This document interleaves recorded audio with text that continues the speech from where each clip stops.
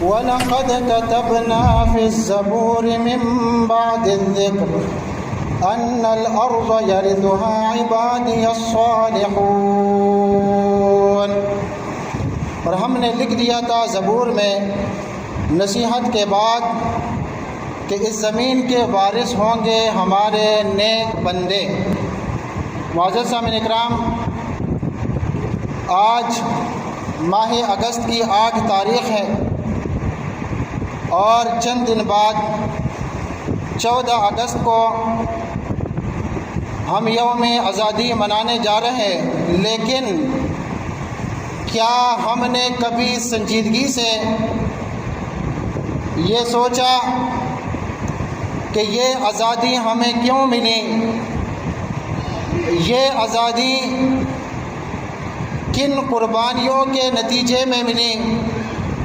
اور سب سے اہم سوال، اس آزادی کے ہم پر کیا تقاضے اور کیا ذمہ داریاں ہیں؟ یہی آج ہمارا موضوع ہے۔ برادران اسلام، اقبال نے کیا خوب کہا تھا، غلامی میں کام آتی ہیں نہ شمشیریں نہ تدبیریں۔ غلامی میں کام آتی ہیں نہ شمشیریں نہ تدبیریں، جو ہو ذوق یقین پیدا تو کٹ جاتی ہیں زنجیریں۔ ذی وقار سامعین اکرام، اس سے معلوم ہوا کہ قوموں کی آزادی صرف ہتھیاروں سے نہیں بلکہ ایمان، یقین اور عزم صمیم سے حاصل ہوتی ہیں۔ ذی وقار سامعین، 14 اگست وہ دن ہے جسے تاریخی پاکستان میں سنہری حروف سے لکھا گیا ہے۔ 14 اگست کے ہی دن اللہ رب العزت نے بر صغیر کے مسلمانوں کو ان کی انتک قربانیوں، مسلسل جد و جہد اور بے مثال عزم کے نتیجے میں ایک الگ اسلامی مملکت عطا فرمائی۔ میرے عزیزوں، یہ سفر آسان نہ تھا۔ جب بر صغیر کے مسلمانوں نے دیکھا کہ ہندوستان میں ان پر ہر سمت سے ظلم و ستم بڑھ رہا ہے، ان کے حقوق غصب کیے جا رہے ہیں، تجارت اور معیشت میں انہیں پیچھے دھکیلا جا رہا ہے، تعلیم و تدریس میں مسلمانوں کو روکا جا رہا ہے، ان کی تہذیب و ثقافت کو مٹایا جا رہا ہے، عدل و انصاف کا دروازہ ان پر بند کیا جا رہا ہے، مساوات اور بھائی چارے کی جگہ مسلمانوں کو تعصب اور نفرت کی نگاہ سے دیکھا جا رہا ہے، یہاں تک کہ مسلمانوں کے مذہبی عقائد و اعمال پر پابندیاں لگائی جا رہی ہیں۔ آج آپ دیکھ رہے ہیں نا کہ بقرہ عید آ گئی ہے اور کسی مسلمان نے گائے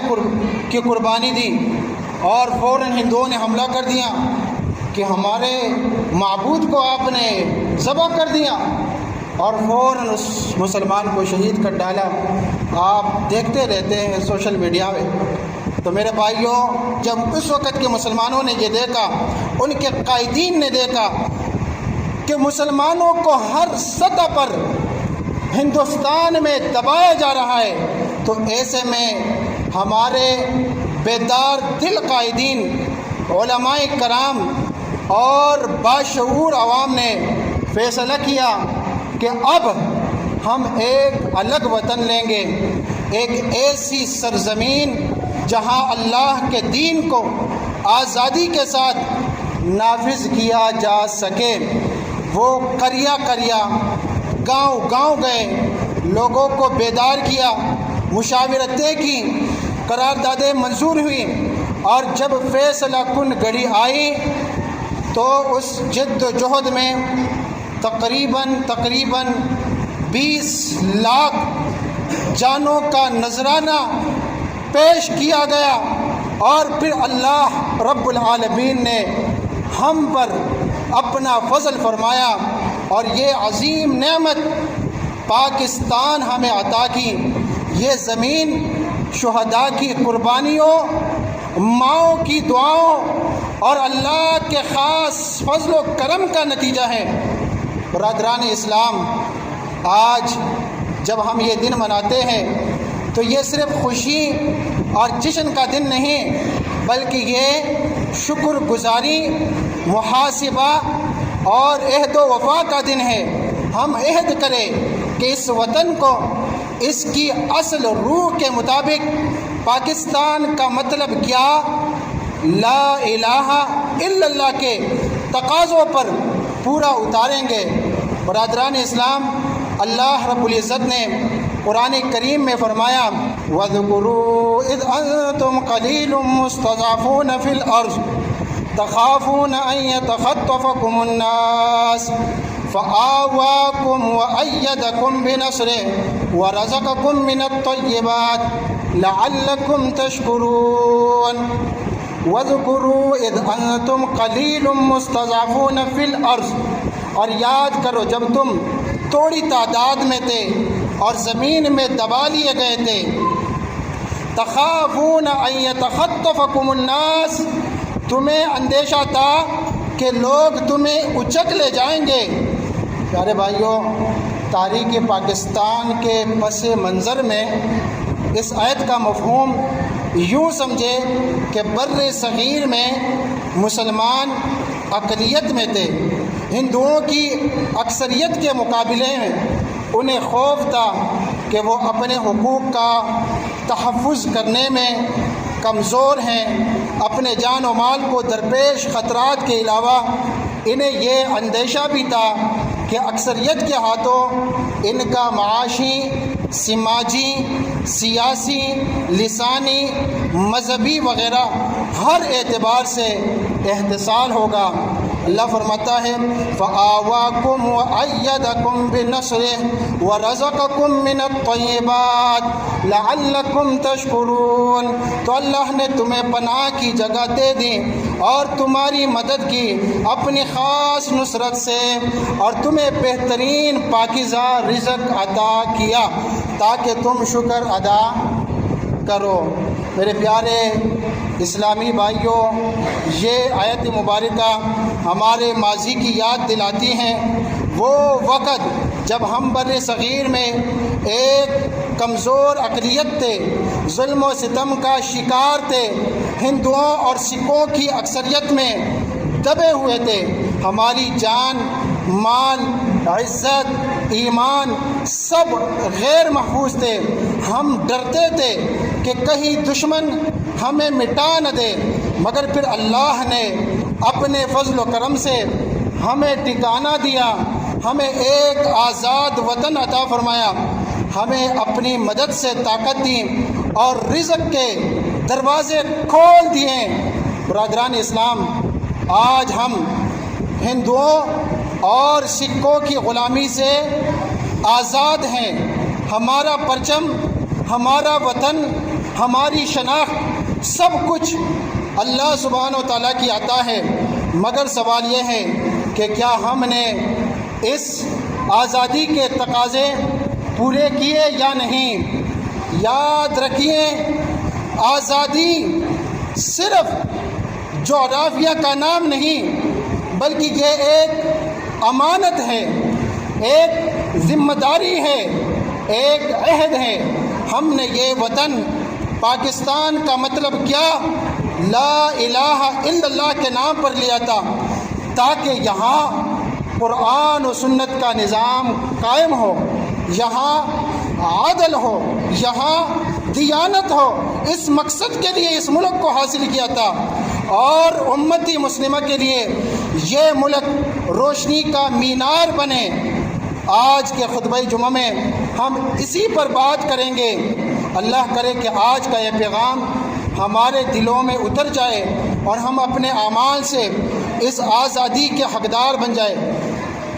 مگر برادران اسلام، افسوس کے ساتھ کہنا پڑتا ہے کہ آج بھی ہمارے ملک کے بعض حصوں میں انصاف کے بجائے نا انصافی کے مناظر ہیں، امن و سکون کے بجائے خوف و ہراس کی کیفیت ہیں۔ خاص طور پر ہمارے پشتون بھائی جنہوں نے اس ملک کے قیام اور حفاظت کے لیے عظیم قربانیاں دیں، وہ آج بھی اپنے ہی وطن میں شکایت کرتے دکھائی دیتے ہیں۔ حالیہ باجوڑ آپریشن اور اس جیسے دیگر واقعات نے کئی معصوم گھروں کو اجاڑا، دلوں میں کرب اور بے اعتمادی پیدا کی۔ ہم کسی فساد کو سپورٹ نہیں کرتے، مگر بات یہ ہے کہ فسادی کسی بھی جگہ کا ہو تو ان فسادیوں کے لیے باقاعدہ ایک ہی قانون ہو، سب کے لیے ایک جیسا قانون ہو۔ لیکن آج ہم دیکھتے ہیں کہ اگر کہیں فسادی دوسرے صوبوں میں اٹھتے ہیں، لوگوں کو لوٹتے ہیں، بغاوت کا اعلان کرتے ہیں، ان کے لیے کوئی خاص سختی نہیں، لیکن جہاں پٹھان علاقوں میں کوئی ایسی ایک دو شکایتیں مل جائیں تو پورے علاقے کو مسمار کر دیا جاتا ہے۔ ہم کسی فساد کو سپورٹ نہیں کرتے، مگر مطالبہ یہ ہے کہ بے گناہوں کو نہ ستایا جائے، مظلوم کی فریاد کو سنا جائے اور ہر شہری کو برابری کا حق دیا جائے۔ یہ ملک سب کا ہے، پنجابی، سندھی، بلوچی، مہاجر، پشتون، سب کا۔ یہ وطن کسی ایک قومیت کا نہیں بلکہ امتی مسلمہ کا مشترکہ قلعہ ہے۔ اگر ہم نے انصاف کو پس پش ڈال دیا تو نہ آزادی باقی رہے گی، نہ بھائی چارہ، نہ محبت۔ یہ وطن ہم سب کا ہے، پنجابی، سندھی، بلوچی، مہاجر، کشمیری، پشتون، سب کا۔ ہم سب ایک ہی جسم کے اعضاء ہیں۔ اگر ایک حصہ دھکے تو پورا جسم بے چین ہو جاتا ہے۔ آئیے ہم ایک دوسرے کے زخموں پر مرہم رکھے، نفرت نہیں، محبت بانٹے، تقسیم نہیں، اتحاد پیدا کرے اور مل کر پاکستان کو وہ بنائیں جس کا خواب ہمارے آباء و اجداد نے دیکھا تھا۔ برادران اسلام، یہ کتنا بڑا المیہ ہے کہ ہندوؤں، سکھوں اور انگریزوں کی ہزار مخالفتوں، شرارتوں اور سازشوں کا ڈٹ کر مقابلہ کرنے کے بعد، لاکھوں جانوں کا نذرانہ پیش کرنے کے بعد، عصمتوں کی قربانیاں دینے کے بعد، کروڑوں اربوں کی جائیدادیں چھوڑ دینے کے بعد جو وطن ہمیں نصیب ہوا، اس کے قیام کی داستان اور مقاصد سے آج کی تیسری نسل بالکل بے خبر ہے۔ آج کے نوجوان نہایت معصومیت سے سوال کرتے ہیں، پاکستان کیوں بنایا گیا تھا؟ انڈیا کو کیوں توڑا گیا تھا؟ اگر ہم اکٹھے رہتے تو کیا تھا؟ اور کبھی یہ بھی کہتے ہیں اگر ہم دوبارہ اکٹھے ہو جائے تو کیا حرج ہے؟ کاش وہ جان سکے کہ یہ وطن کسی زمین کے ٹکڑے کے لیے نہیں بلکہ ایک عقیدے، ایک نظریے، ایک ایمان کی روشنی کے لیے حاصل کیا گیا تھا۔ یہ میں سرحدوں کا جھگڑا نہ تھا بلکہ لا الہ الا اللہ کے نام پر ایک آزاد مملکت قائم کرنے کی جد و جہد تھی، جہاں مسلمان آزادانہ اپنے رب کی عبادت کر سکے، اپنی تہذیب کے مطابق جی سکے، اپنے بچوں کو قرآن و سنت کی تعلیم دے سکے اور عدل و انصاف کا نظام نافذ ہو سکے۔ آئیے آج ہم محمد علی جناح اور ہمارے اسلاف کے خواب کو سمجھیں تاکہ ہمیں معلوم ہو سکے کہ پاکستان بنانے کا اصل مقصد کیا تھا، اور ہم پر یہ ذمہ داری ہے کہ اس مقصد کو پورا کرے۔ اے اہل ایمان، یاد رکھیں کہ پاکستان کیوں بنایا گیا؟ پیارے بھائیوں، جب بر صغیر کے مسلمان ہندو اکثریت کے سیاسی غلبے، تہذیبی دباؤ، مذہبی پابندیوں اور معاشی محرومیوں سے تنگ آ چکے تھے، بر صغیر کے مسلمانوں کو اپنے دین اور تہذیب کی بقا کے لیے ایک الگ خطے کی ضرورت محسوس ہوئی۔ محمد علی جناح نے اس حقیقت کو یوں بیان کیا: پاکستان اس لیے وجود میں آیا تاکہ مسلمان اپنے دین کے مطابق آزادانہ زندگی گزار سکے اور قرآن و سنت کا نظام نافذ ہو۔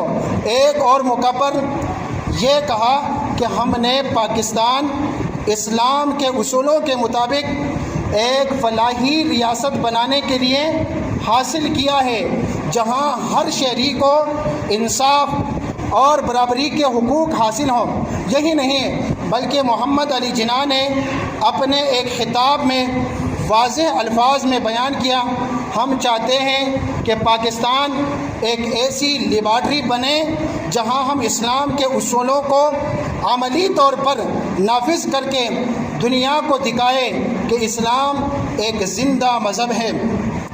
برادران اسلام، پاکستان کی بنیاد قرآن و سنت ہے اور انشاءاللہ ہمیشہ رہے گی۔ ہمارا فرض ہے کہ ہم اس کی نظریاتی اساس کو نہ بھولیں اور اپنی آنے والی نسلوں کو یہ بات دلائیں کہ پاکستان صرف آزادی نہیں بلکہ یہ ایک امانت ہے، ایک ذمہ داری ہے، ایک عہد ہے جسے پورا کرنا ہم سب پر لازمی ہے۔ برادران اسلام، یاد کیجئے وہ عظیم لمحہ جب بر صغیر کے مسلمانوں کی آزادی کی تحریک اپنے عروج پر تھی اور محمد علی جناح رحمۃ اللہ علیہ نے ایک الگ ملک کے قیام کی قرارداد پیش کی۔ یہ محض ایک سیاسی قرارداد نہ تھی بلکہ ایمان اور نظریے کی صدا تھی۔ اس وقت فضا ایک ہی نعرے سے گونج اٹھی اور وہ یہ کہ پاکستان کا مطلب کیا؟ لا الہ الا اللہ۔ یہ نعرہ صرف الفاظ کا مجموعہ نہیں تھا بلکہ ایک اعلان تھا کہ یہ ملک کسی قوم پرستی، لسانیت یا صرف جغرافیہ کی خاطر نہیں بلکہ اللہ کی حاکمیت اور قرآن و سنت کے نظام کے قیام کے لیے حاصل کیا جا رہا ہے۔ یہ اعلان تھا کہ پاکستان کی بنیاد کلمہ طیبہ پر رکھی جائے گی۔ یہاں کا دستور، یہاں کا قانون، یہاں کی معیشت، یہاں کی سیاست، سب کچھ اسی نظریے کے تابع ہوگا: لا الہ الا اللہ محمد الرسول اللہ صلی اللہ علیہ وسلم۔ برادران اسلام، ہمیں یہ نہ بھولنا چاہیے کہ یہ نعرہ محض ماضی کا ایک ترانہ نہیں بلکہ آج بھی ہمارے ایمان کا تقاضا ہے کہ اس سرزمین پر اللہ کے دین کا نظام قائم کرے تاکہ یہ امانت اپنے اصل مقصد کے مطابق محفوظ رہے۔ پیارے بھائیوں، مارچ 1946 کو محمد علی جناح نے شیلانگ میں خطاب کرتے ہوئے کہا: اسلام مکمل ضابطۂ حیات ہے، دین کو سیاست سے الگ نہیں کیا جا سکتا۔ ہر مسلمان کے پاس قرآن مجید کا نسخہ ہونا چاہیے تاکہ وہ اپنی رہنمائی خود کر سکے۔ قائد اعظم تقاریر و بیانات، جلد نمبر 3، صفحہ نمبر 474۔ یعنی اسلام کوئی محدود دینی رسم نہیں، یہ زندگی کے ہر شعبے کی رہنمائی کرتا ہے۔ سیاست، معیشت، معاشرت سب قرآن و سنت کے تابع ہیں۔ بمبئی میں خطاب کرتے ہوئے کہا: اگر کوئی چیز اچھی ہے تو عین اسلام ہے، اگر کوئی چیز اچھی نہیں ہے وہ اسلام نہیں ہے، کیونکہ اسلام کا مطلب عین انصاف ہے، یعنی اسلام کا معیار انصاف ہے، چاہے وہ کسی فرد، جماعت یا حکومت کے لیے کتنا ہی کٹھن کیوں نہ ہو۔ کراچی میں خطاب کرتے ہوئے کہا: وہ کون سا رشتہ ہے؟ محمد علی جناح نے کہا: وہ کون سا رشتہ ہے جو تمام مسلمانوں کو جسد واحد بناتا ہے؟ وہ رشتہ، وہ چٹان، وہ لنگر صرف قرآن مجید ہے۔ ایک رب، ایک رسول، ایک کتاب، ایک امت، یعنی ہماری طاقت کا راز وحدت میں ہے، اور یہ وحدت صرف اور صرف قرآن و حدیث کے پرچم تلے ہی ممکن ہے۔ پاکستان کی بنیاد شریعت الہی 25 جنوری 1941 کو محمد علی جناح نے کراچی بار ایسوسی ایشن سے خطاب کرتے ہوئے کہا، میرے علم میں یہ بات لائی گئی ہے کہ کچھ حضرات جان بوجھ کر شرارت کر رہے ہیں اور پروپیگنڈا کر رہے ہیں کہ پاکستان کے آئین کی بنیاد شریعت پر نہیں ہوگی۔ کہا کہ ہماری زندگی پر اسلامی اصولوں کا اطلاق آج بھی اسی طرح ہے جس طرح 1300 سال پہلے ہوتا تھا، یعنی پاکستان کی بنیاد ہی شریعت الہی ہے اور اس سے انحراف ممکن نہیں۔ ڈان نیوز پیپر 26 جنوری 1948۔ محمد علی جناح نے اپنی زندگی کے آخری سرکاری تقریب اسٹیٹ بینک آف پاکستان کے افتتاح کے موقع پر کہا تھا، ہم ایک ایسا معاشی نظام مرتب کرنے جا رہے ہیں جو عین اسلامی اصولوں کے مطابق ہوگا۔ مغرب کا معاشی نظام انسانیت کو فائدہ پہنچانے میں ناکام رہا ہے۔ یہ تقریر اسٹیٹ بینک آف پاکستان کی سائٹ پر اب بھی موجود ہے۔ پیارے بھائیوں، اس کا مطلب یہ ہے کہ پاکستان کا مستقبل سود، استحصال اور ظلم پر نہیں بلکہ عدل، مساوات پر مبنی معیشت پر ہے۔ اسلامی فلاحی ریاست کا قیام میرے عزیزوں یہ خواب صرف ایک سیاسی نقشہ بنانے کا نہیں تھا، یہ ایک عظیم مشن تھا، ایک ایسا پاکستان جس کی بنیاد اسلامی فلاحی ریاست کے اصولوں پر ہو، اور اسی مقصد کے لیے 22 اکتوبر 1949 کو وزیر اعظم پاکستان نواب زادہ لیاقت علی خان کی سربراہی میں تمام اکابرین نے قرارداد مقاصد منظور کی۔ یہ وہ لمحہ تھا جب پورے پاکستان نے اعلان کیا کہ ہمارا سفر ایک ایسے نظام کی طرف ہے جس میں کمزور کو سہارا ملے، یتیم کے سر پر ہاتھ رکھا جائے، عدل و انصاف عام ہو اور ہر شہری کو برابری کے حقوق حاصل ہو۔ لیکن جلد ہی ملک کو سیکولر پاکستان بنانے کے خواہاں لوگوں نے 1991 میں لیاقت علی خان کو شہید کر دیا اور آئین سازی سیاسی کشمکش کی نظر ہو گیا۔ اے اہل پاکستان، یہ تھے وہ مقاصد، وہ خواب، وہ امانتیں جن کی خاطر ہمارے بزرگوں نے اپنی جانیں قربان کی۔ آئیے اٹھ کھڑے ہو اور اس اصل مقصد کے تحفظ جس کے لیے یہ ملک بنا، اسلامی تعلیمات کا نفاذ، نظام مصطفیٰ صلی اللہ علیہ وسلم کا قیام، اور یہی پیغام شفیق صدیقی نے دیا، تقاضا کر رہا ہے اب وطن کا ہر گلی کوچہ، تقاضا کر رہا ہے اب وطن کا ہر گلی کوچہ، یہاں جاری کسی صورت نظام مصطفیٰ صلی اللہ علیہ وسلم کر دو۔